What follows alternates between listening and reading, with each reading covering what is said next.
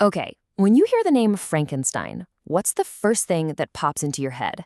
I'm gonna bet it's a big, green guy with bolts sticking out of his neck, right?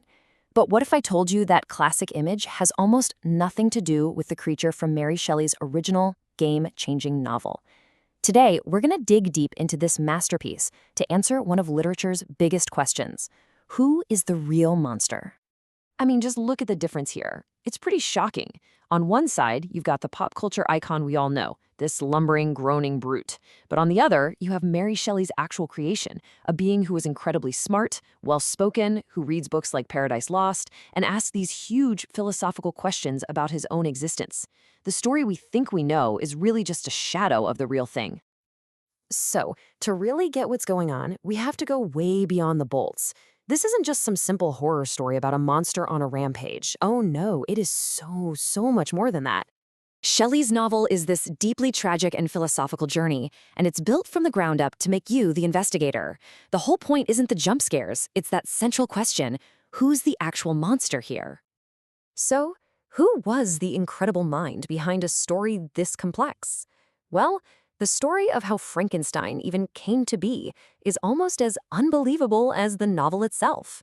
And it all kicks off with one single, jaw-dropping number: 18. That's how old Mary Shelley was when she started writing this masterpiece back in 1816. Just a teenager. Let that sink in for a second. It's absolutely staggering. So how on earth did someone so young create a story with this much depth and staying power? Well, she was practically born into a world of radical, revolutionary ideas. Her mother was the trailblazing feminist Mary Wollstonecraft, and her dad was the political philosopher William Godwin. So she grew up surrounded by these intense debates about science, about society, about what it means to be human. You add that to her own very real, very profound experiences with loss and grief, and you get the perfect storm of intellect and emotion you need to write Frankenstein. And the novel's journey is fascinating too.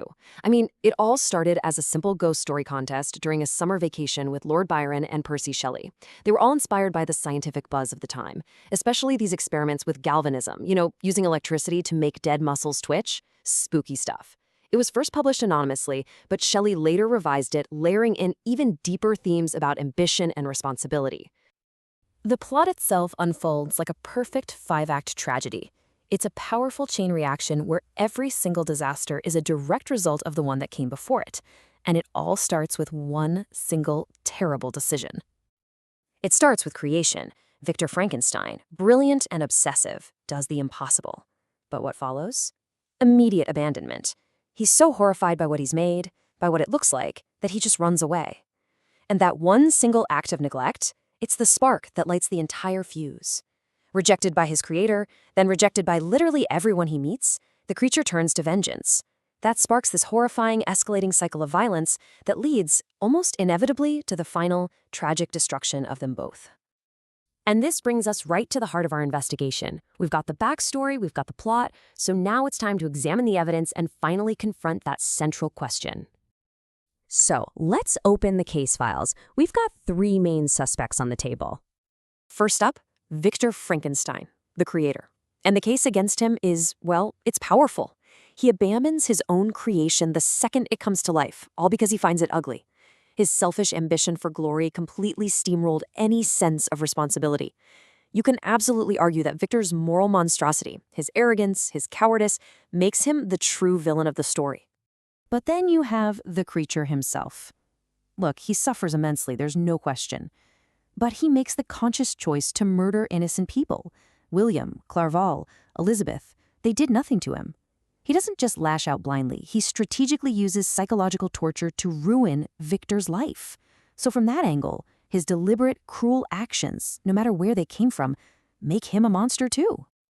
And that brings us to our third suspect, society. The creature's turn to violence didn't just happen out of nowhere. Everywhere he goes, from the very beginning, he's met with fear, with prejudice, with cruelty, based only on how he looks.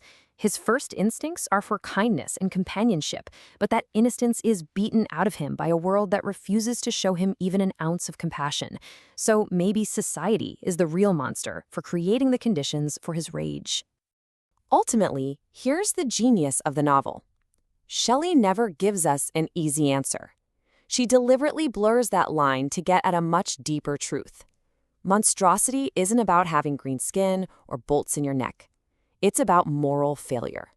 The failure of a creator to take responsibility, the failure of a creation to choose a better path, and the failure of society to show compassion. So why? Why does a story written by a teenager over 200 years ago still hit so hard today? Because its central warning about knowledge, ambition, and our responsibility to each other is absolutely timeless. Shelley's ultimate message really comes into focus when you compare these three characters and how they handle knowledge. You've got Victor, who chases knowledge with pure ambition and zero responsibility, and it leads to total destruction. You've got the creature, who gains knowledge but is denied acceptance by the world, and it turns his wisdom into misery and revenge. But then you have Robert Walton, the explorer who hears Victor's story. He's just as ambitious as Victor, but he learns. He hears this tragic tale and chooses to turn his ship around, tempering his ambition with wisdom and saving his crew. Shelley isn't saying knowledge is bad. She's warning us that knowledge without ethics, without compassion, becomes a destructive force. And that leaves us with this final critical question. It's the same one Shelley was asking 2 centuries ago, and it's a question we face every single day with new technologies and new discoveries. When our ambition outruns our sense of responsibility, who is at risk of becoming the monster? The creator? The creation? Or maybe the world that has to live with the consequences? It's a question worth thinking about.